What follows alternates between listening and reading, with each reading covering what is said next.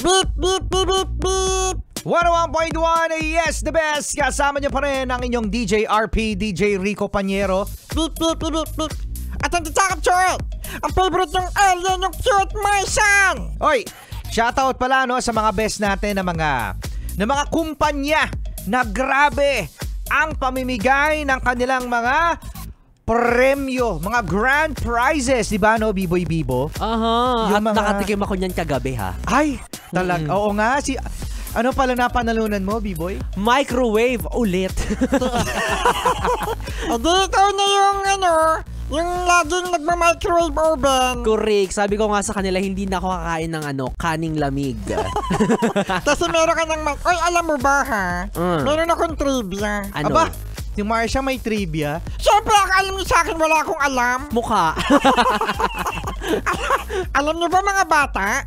Alam mo ba, Biboy Bibo? Ano? Na ang microwave ay napakahina sa kuryente.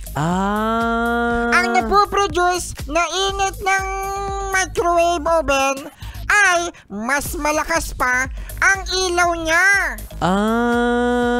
Ganun pala yun. O sige nga, magbi-business na ako niyan sa bahay.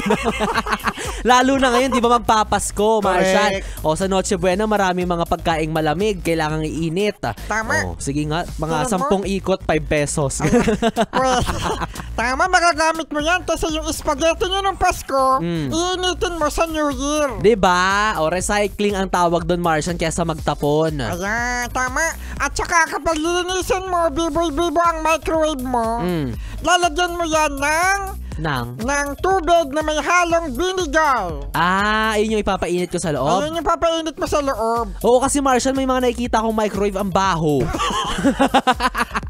Loko ka! Parang yung microwave dito sa office.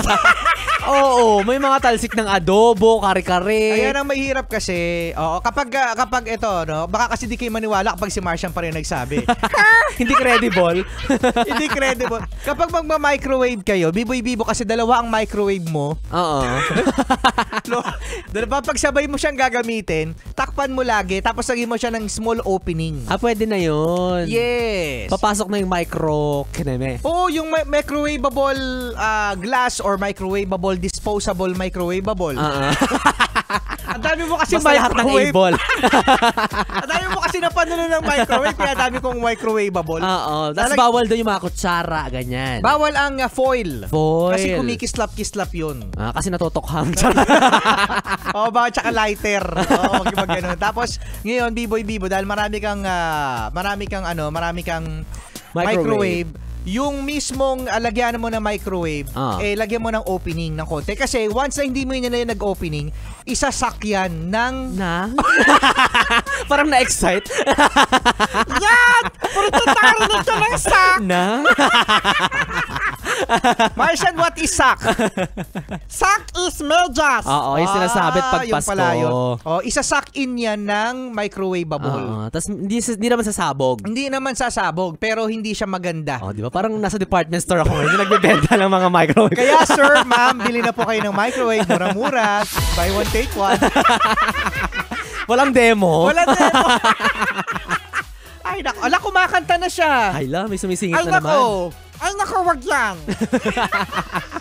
Mag-usap pa tayo tungkol sa microwave. Pinigilan. Siya, susunod na si Biboy Bibo. Nakasama nyo, Rico Panyero. At Martian the Cute. O sige, ito na nga. Ayan, kumanta ka na. Daming pinag-usapan sa microwave. Oo, sa microwave.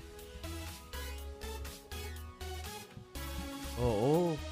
Yes. Sinapay na mahilig si Ma'am Ellen sa pinapay. Ano gagawin mo sa isang microwave? Doon sa isa. Nagtutay na siya. Yung isa, yung isa may sarsa, may sabaw, tapos yung isa mga dry. Ganun. Hiwalay pa! Hiwalay! Parang hindi na ako mahirapan maglinis. Oo nga. Diba? Correct. Tsaka yung isa sa salay, isa sa kwarto. Wala sa kusina.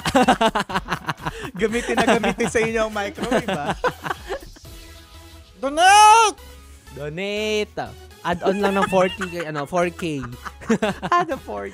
Ay, 5K din yun. Oh, si Kuya Jules, huwag nyo gagawin na yun. May nanalo ng TV yan. Ay, talaga? Yung Devant? Yes, 50 inch. Ay, ang haba. Patingin niyo ako kay Joshua ng 50 inch. Pahamak na si B-Boy ng 50 inch reveal kay Joshua. Kuya Jules. 50 inch pero ano? 50 inch yung remote. Yung remote pala yung 50 inch. Remote. 50 inch pero yung ano gaga stick.